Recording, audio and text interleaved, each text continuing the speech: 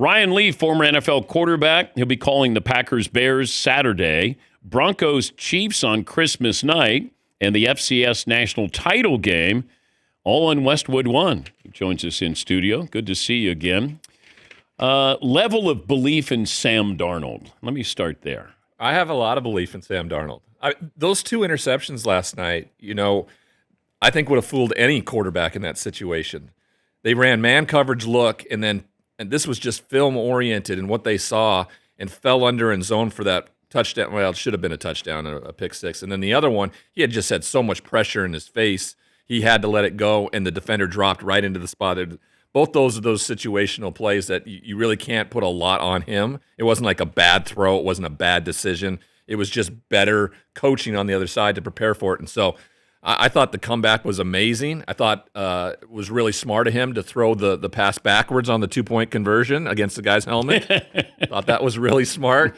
I just love what he's done. He's reinvented himself. He's continued to work with Jordan Palmer in the offseasons and has just gotten himself to a place where he can be that guy. And this team is good enough, especially defensively, where they can make an impact. For whatever it was against the Rams, in both those games, it looked like neither one of those games were an opportunity for them to win it, and yet they won one of them. Explain to me, I want to give the credit to Matthew Stafford, but Sean McVay's role with Matthew Stafford.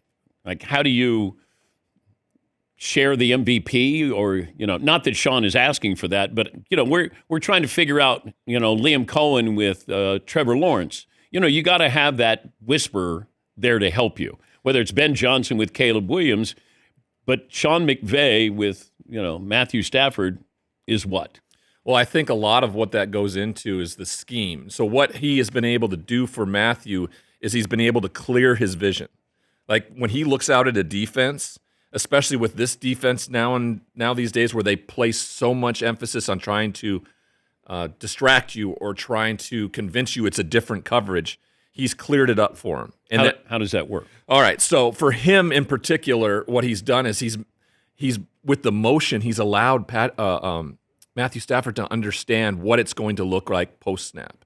And a lot of times that's difficult to do. And when coaches are trying to teach teams that motion a lot, they're telling them to prepare for what the formation is going to look like when it's all said and done. Same thing on the defense. I talked to a lot of defensive coordinators this year around when you're setting up these defenses, because you're lining up in something pre-snap and getting to something post-snap, and we have to be right on what we think the formation's going to be. So there's a lot of guessing going on, but there's informed guessing on Sean McVay's side, and it's allowed Matthew Stafford just to feel really comfortable. When he drops back, I don't think for 1 second does he feel like he does not know what's going on the other side of the football.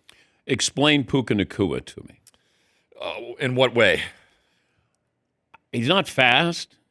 I mean, I'm just trying to figure out how you can dominate like that. Well, he catches the ball better than anybody. He uses his hands. That's a big part of it. But we didn't see this at BYU. We saw it at Washington. I saw it at Washington, and I thought this guy was going to be a game wrecker there, and he just got homesick and wanted to go home. Okay.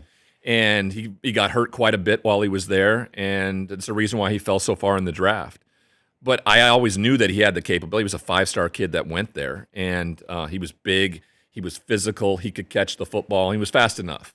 And in this league, you have to have a burner, somebody on the outside that can take the top off, but you got to have somebody who, like I was listening to Louis Riddick talk to you a little bit earlier about his ability. If you don't put somebody in his face at the line of scrimmage, and this guy can get 3 or 4 steps into a break, I mean, you don't have a chance. But also, him being open is much different than anybody else being open. If you saw that corner route in the last couple of weeks where the defender has been right there, but the ball placement's been so good, and if it's anywhere near his catch radius, he's catching it, plain and simple.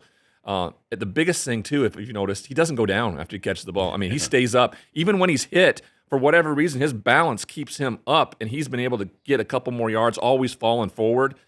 I mean, he was so impactful last night for that football team, and I can't believe the statistics were what they were and ultimately seeing the Seahawks win. But is there a similarity with Cooper Kupp? Well, I think that's where he learned it from. I do. I mean, that early on in his career, Cooper was there showing him how it's done. I always talk to young players especially when I'm at the Senior Bowl. And I talk to him about when you enter the NFL locker room, go find the guy that's been doing this 8 to 10 years, ask him how he did it, and then follow his advice verbatim. And I feel like Puka just kind of came in, put his nose right between Cooper's butt crack and followed him around for 2 years, right? And that's the way. Those are the things that you wish you would have known and understood. I wish I would have done that with Junior Seau and Rodney Harrison and just sat there, watched them be professionals, figure it out. Because I love watching someone like Sam Darnold have success. I love seeing someone like Puka Nacua because they figured it out. They got there and they said, all I got to do is play football. That's all I got to do. I don't have to worry about anything else. I don't have to be a big man on campus anymore. I just got to play football, and these are the guys that did it, and I want to follow in their footsteps. Talking to Ryan Leaf, the former NFL quarterback. He'll be working for Westwood One. It'll be the Packers-Bears Saturday, Broncos-Chiefs on Christmas night, and the FCS national title game January 5th, all on Westwood One. Packers without Micah Parsons. What do the Bears do to take advantage of that? Okay, so this is something that I've been looking at all week long in terms of what I think it may do is it may confuse the Bears and Caleb a little bit more early in the game because with Micah Parsons, they have not brought blitzes. They've rushed 4 guys. So if you go look at the blitz tape this week to prepare, if Caleb Williams has got his blitz cut up, it may not have many plays on it because they just haven't been bringing a lot of pressure because they've been able to get it with Micah Parsons. And if he gets double teamed, the 3 other guys have been doing the work. So I think early on, as long as they don't make any mistakes like turning it over and use that time on the sideline to see where they're bringing McDuffie or they're bringing Quay Walker from or even, Evan Williams from the back end if he's able to go, those types of pressures on the tablet's going to be a huge thing to see where they're coming from. They have to find a way to get pressure on him somehow. And they're not going to be able to do it without the most pressurized defensive edge rusher this year in the NFL. Who's the better quarterback in this game? I think Jordan Love, just simply because he's got more experience. He doesn't make the big mistake necessarily as much as Caleb does. But I will say this. Caleb Williams, for me, is a bit of a throwback. And in that, he's not doing what everybody else does in this NFL, where the ball is thrown within -2.5 and +2.5 of the line of scrimmage. That's why completion percentages are so high. And he's around 58% because he goes down the field at an average of around 7 to 10 yards per attempt down the field. And that's old school percentages for a lot of quarterbacks. 20 years ago when Drew Bledsoe and I were playing and things like that, we were attempting to throw the ball down the field a lot more, and that means our completion percentages were much lower. Now they're up in the 70s, low 70s, and if you're not, you're looked at as what's wrong with you type of mentality. And so Caleb Williams for me is a bit of a throwback, a bit of a guy that is going to take some more chances down the field. And it should be interesting and fascinating over the next 3 weeks because it's not like they play, teams they should walk through. They got the Packers, go out to play the 49ers on the road, and then they have the Lions to finish the season. So this Chicago Bears team, as good as they've been, I think anybody who's watched them and understands them, they could look and say, this team could be 10-7 when it's all said and done. These 3 games are really important. Is Ben Johnson the guy that gets them through the adversity, the things like that? Is Micah Parsons that big of a miss that the Bears are the better team and win the division and stuff? So these 3 weeks are going to tell you a lot about who the Chicago Bears are, what Caleb Williams is capable of doing, and how much Ben Johnson places at his feet to work. All of a sudden, you make the decision to deactivate Tua Tagovailoa. Right. I mean, that feels like we're moving on. I mean, that felt like an announcement, a declaration. What do you make of now all of a sudden Tua can't play for Mike? It's interesting because they felt so attached at the hip that there had to have been something maybe sent down from higher above that was like, hey, if you want to keep a job, you have to start to distance yourself from them because we're going to move on and do something. Because they were really attached to one another. Yeah. And they rode through the process, what they ran, the anticipation and the running game and the pass game with all of that.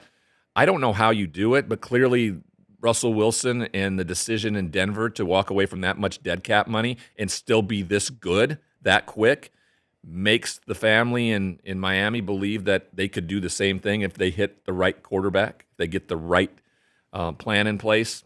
It hasn't worked for them. They haven't been really anything since Dan Marino played, so it's... Yeah, but they saw something to give him that contract. Is it now they realized he can't throw out to the numbers? He doesn't, if you don't have Tyreek Hill, I throw it 7 and you take it 70. I mean, they have a good running game. I don't know. It feels, the timing feels strange. It does feel strange. It almost feels like this is one of those impulsive decisions made by a billionaire somewhere that isn't right? It's the micromanagement of things that isn't there. The reason that they don't have a general manager in place at the time. Would you rather have Kyler Murray or Tua? I don't know. They've seemed pretty similar to me. Well, one is a crazy athlete. One is a crazy athlete. His ability to work with his feet has allowed him to be better. The anticipation of Tua Tagovailoa over the years I've watched him, he's been one of the most accurate, anticipatory quarterbacks I've ever seen. And in this league, that's incredibly important. But to your point, anytime you see a left-handed quarterback, it seems labored. It just looks labored. And I don't know why that's the case. Maybe it's the fundamentals are a little different, but it looks like it's a labored throw. So in your point, when he's thrown to the numbers, it looks like it's labored. It looks like it's not getting there in time. When in reality, it does have the pace on it needs. It does get there when it needs to. He's just made some bad and poor decisions, in particular in that Pittsburgh game, and he's got to wear the badge of not being able to play well in cold weather, and that's half of their season when you talk about who they play in their division on the road. Explain that cold weather thing. I don't get it. I mean, I grew up in Montana, so that's a different thing. I loved it. Are you good in hot weather? Did you have problems in hot weather? I mean, I had problems in really humid weather. When I played for the Buccaneers, just the amount of sweat that was your body was producing, and then the sweat from your center, and we were under center a lot. I made my center in Tampa change his pants every quarter. I did. It was a swamp, and so it was important to try to have as dry a hands as you can. But when you're playing in cold weather, for me, I was always so hot. My body was warm, and that ball was so cold, and it almost stuck like Velcro, and I could whip that thing around. It was a lot of fun. I wish we would have played more snow games in college and in the NFL. Some of my best games in the NFL were at altitude against Denver in that cold weather. In high school, we played 4 out of our 10, 12 games in snow games, in Montana. So I was used to it. I think that's just something you got to get through. But when you practice every single day in Miami, and then all of a sudden out of nowhere you're asked to go up and play in this, no matter what you do, you can show up the day before and take your shirt off while you warm up. That's not going to acclimate you to what it's really like every single day. But if you said to the Buffalo Bills or the Green Bay Packers or the Chicago Bears, do you want to play your home games in a dome? And you don't have to attach your name to it. We're just going to take a vote. And how do you think that they would vote? Well, it probably depends on where they come from. Like, if I had a vote, I would vote, I don't want to play in a dome. Like, the only thing I hated worse than anything is playing in rain. Like, Seattle would have been a difficult place to play all the time.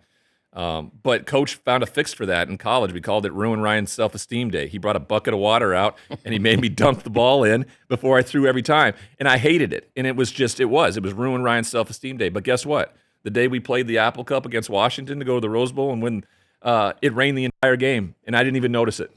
And I threw for 380-something yards, and we won the football game. So, you can do the things you need to prepare for it. I like the elements. I like being a part of what football is. Somebody said football weather isn't 20 degrees and snowing. Football weather is 64 degrees and a sunny day in the South. And I'm like, both are good football days. That's football weather. It doesn't matter. Whatever the weather is football weather, in my opinion.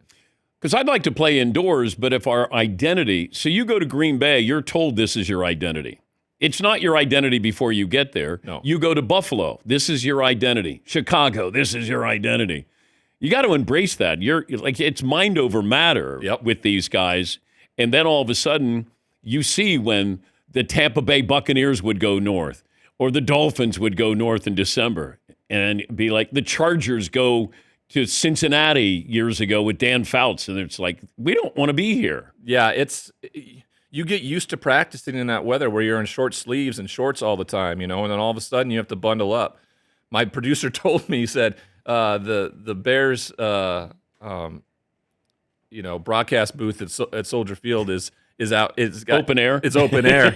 And I said, and when you mean open air, so they have a heater in it, but hey, prepare like it's going to be 30 degrees for 4.5 hours while you're standing I got there. 35 degrees at kickoff. Last week was 7 degrees. Yeah, last week was much different.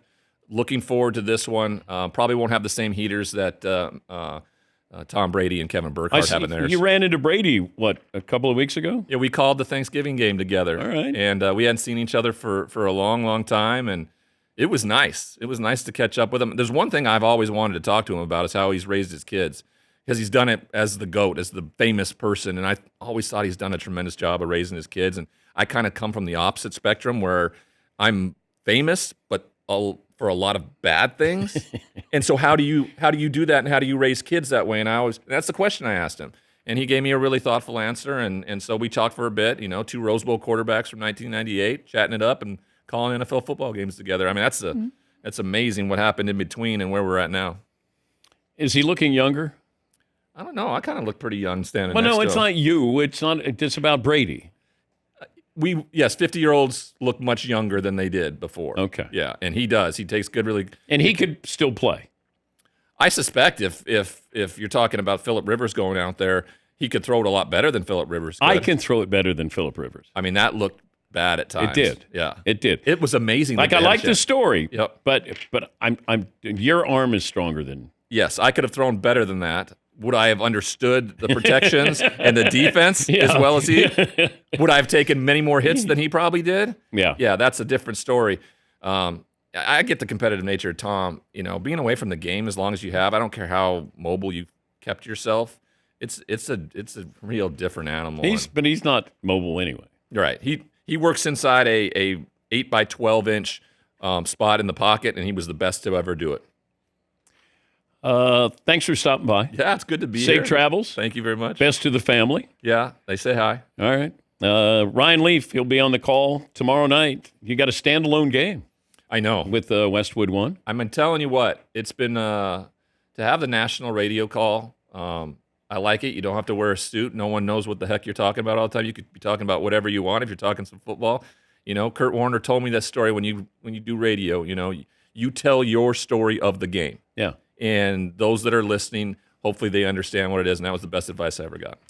Ryan will be on the call. Packers, Bears. That'll be Saturday. Broncos, Chiefs on Christmas night. And the FCS National Championship game, Bobcats. maybe with Montana State. Let's go, Cats. January 5th. We'll take a break. More of your phone calls and the most must-win game of the weekend right after this.